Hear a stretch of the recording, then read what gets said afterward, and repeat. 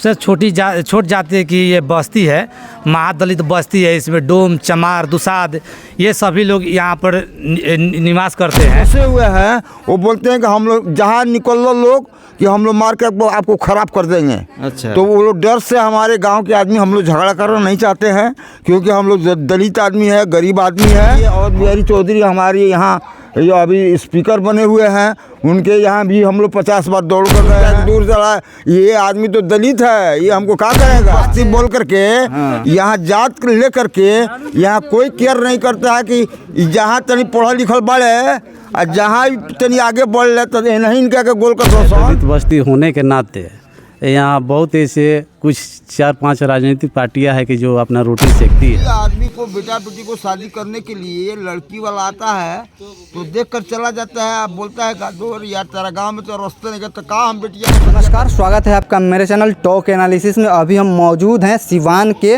नगर परिषद क्षेत्र संख्या वार्ड नंबर 4 में। आप देख सकते हैं हमारे साथ कि ये नाली का पानी बह रहा है और साथ ही साथ यहाँ पे राजकीय प्राथमिक विद्यालय भी है। और देख सकते हैं राजकीय प्राथमिक विद्यालय की जो सीढ़ी है वहाँ पर भी पानी है। करीब 300 से 400 बच्चे इस स्कूल में पढ़ते हैं, मगर यहाँ के लोगों का कहना है कि यह सालों से समस्या बनी हुई है और कोई भी जनप्रतिनिधि इस पर ध्यान नहीं दे रहा है। आइए यहाँ के स्थानीय लोगों से बात करेंगे और जानेंगे कि यह समस्या आखिर बनी क्यों रही है। सरकार कह रही है कि सफाई चल रहा है और बहुत कार्य किए जा रहे हैं, मगर नगर परिषद में आखिर ये समस्या क्यों बनी है। नगर परिषद के अधिकारी और जो चेयरमैन है वो कह रहे हैं कि जगह जगह सफाई हो रहा है, मगर वार्ड नंबर 4 में आखिर ये स्थिति क्यों बनी हुई है।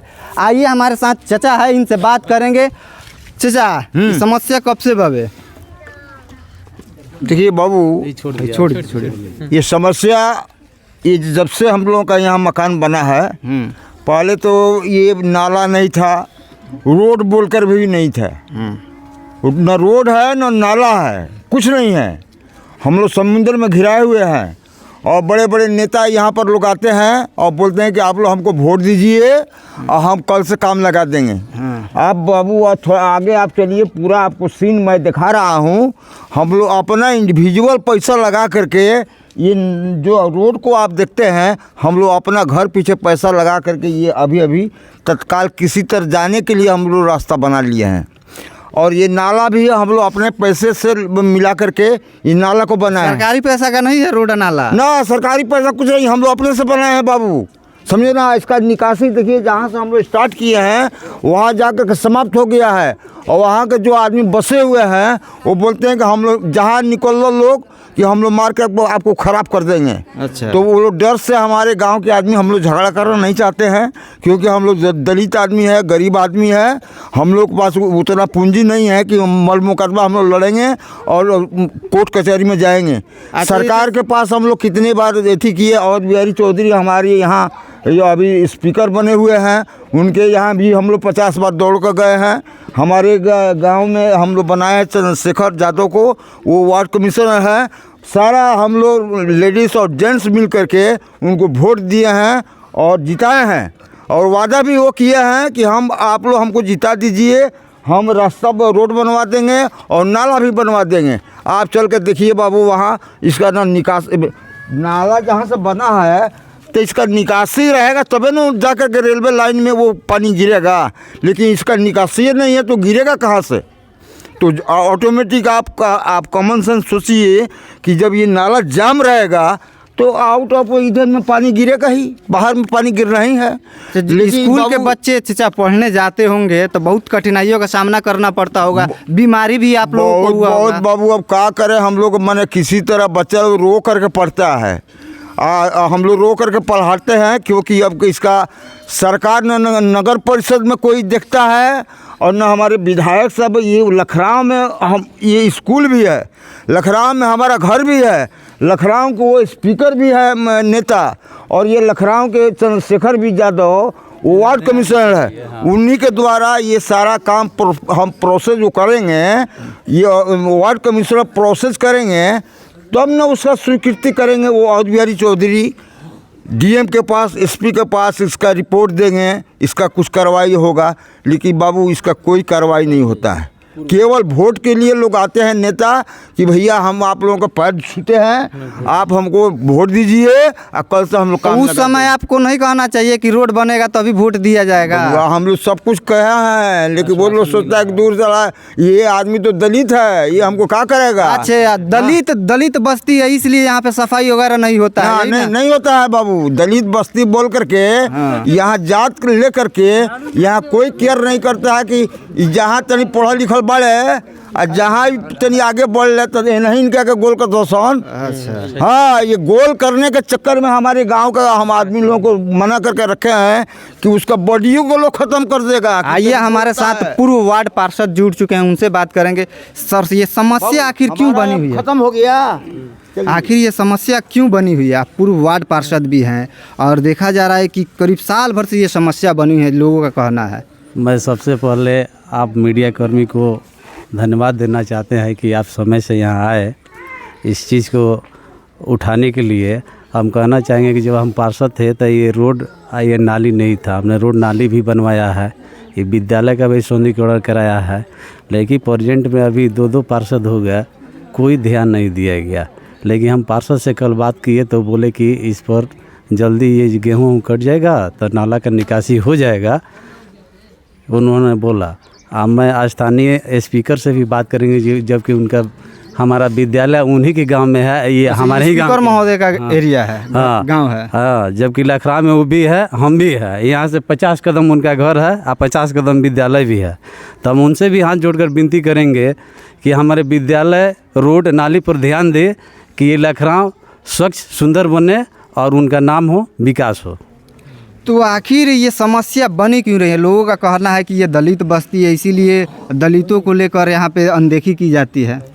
सबसे बड़ी बात है, दलित बस्ती होने के नाते यहाँ बहुत ऐसे कुछ 4-5 राजनीतिक पार्टियां है कि जो अपना रोटी सेकती है, लेकिन नाला यहाँ से वहाँ सफाई अभियान हो जाएगा तो नगर परिषद का प्रावधान है, डीएम ही है प्रावधान है पत्राचार करने का। नगर परिषद में 4 आपका पंप सेट पड़ा हुआ है, आपका मोटर पड़ा हुआ है, तो वहाँ एक चेंबर बना देता, लास्ट जो वहाँ तक नाला ख़त्म हुआ चेंबर बनाता, चेंबर बनाकर वहाँ मोटर लगा देता तो ये पानी नाला में चला जाता, यहाँ का समस्या का समाधान हो जाता। तत्काल समस्या का समाधान के लिए यही व्यवस्था है कि वहाँ पंप सेट लगाए, इस पानी को गड्ढा में गिरा दे। जबकि गड्ढा है, रेलवे के साइड में सारा गड्ढा है, पानी चला जाएगा, कोई समस्या नहीं होगी, साफ़ सुथरा हो जाएगा।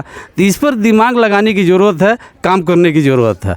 ये लोग दिमाग नहीं लगाते हैं, काम नहीं करते हैं। बड़ा चीज़ है कि हमारे बच्चे को प्रार्थना करने के लिए जगह नहीं है, जो जगह है वो पानी नाली के पानी से लबालब है। हमारे बच्चे पूरा चिक चाक हो जाता है, अंदर भी बैठना ही नहीं है, उन लोगों का स्वास्थ्य पर भी प्रभाव पड़ेगा, खाना भी नहीं बनेगा, तो कैसे चलेगा? इस पर जनप्रतिनिधि को ध्यान देना चाहिए, सफाई कराना चाहिए कि तत्काल पानी हटा दिया जाए और यहाँ की व्यवस्था ठीक हो जाए। बच्चे यहाँ के जनप्रतिनिधि कह रहे हैं कि स्वच्छ और सुंदर सिवान बनेगा, क्या यही स्वच्छ और सुंदर सिवान? अरे ध्यान नहीं है, जनप्रतिनिधि का ध्यान नहीं है, कुछ और जगह ध्यान है। वो क्या बनाएगा नहीं बनाएगा हमको समझ में नहीं आता है, समझे। इस पर लगे रहने के कारण ही सारा समस्या का समाधान हम ध्यान नहीं देंगे, टेलते रहेंगे। कब तक टालते रहेंगे?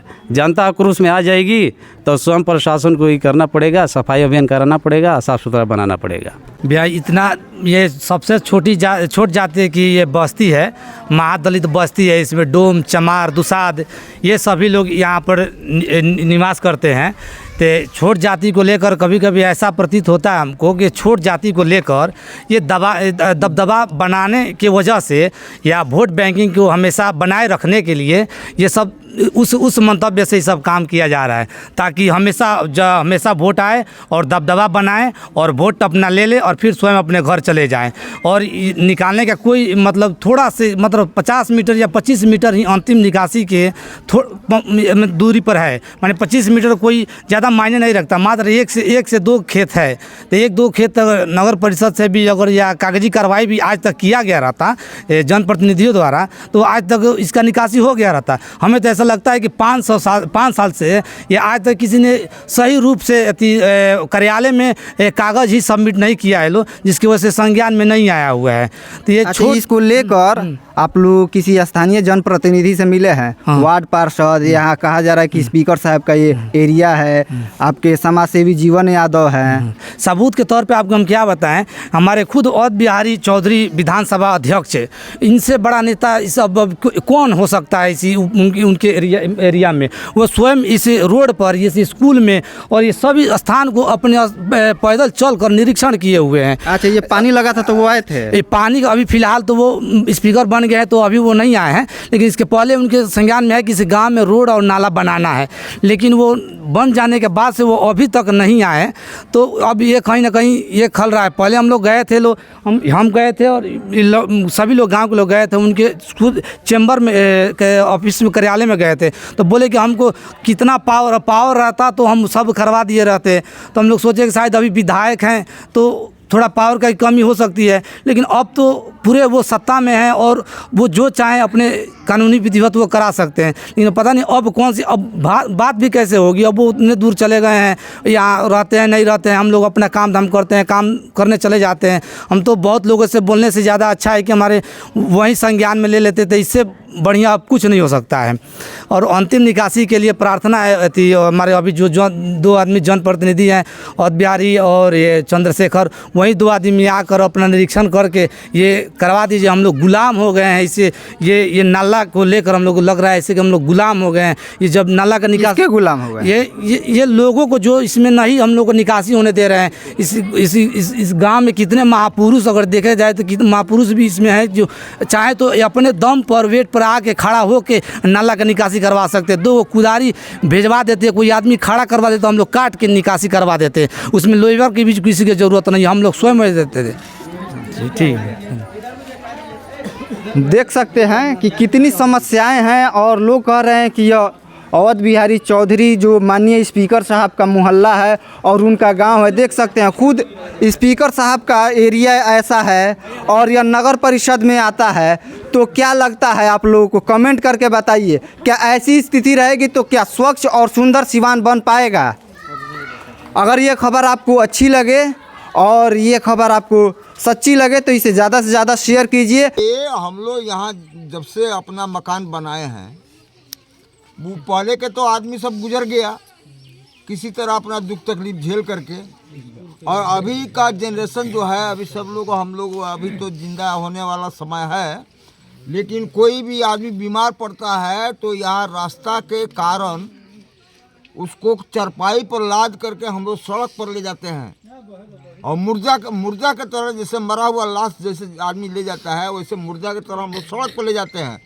वहाँ ऑटो और रिक्शा को बोलते हैं तो यहाँ बिहार है, 13 बार बोलने से एक रिक्शा वाला रुकता है और 13 बार बोलने से एक ऑटो वाला रुकता है।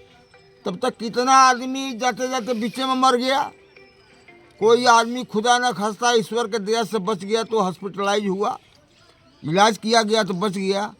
और यहाँ सर कोई शादी विवाह जब किसी को होता है तो बैसाख महीना में होता है। इसलिए होता है कि जितना ये खेती गृहस्थी किया गया है सब ये फसल कट जाता है, और उसी में से गंदा जगह से चारपाई गाड़ी जैसे बेलोरो हुआ, स्कॉर्पियो हुआ, ये सब आदमी दूल्हा दुल्हन को ले जाता है।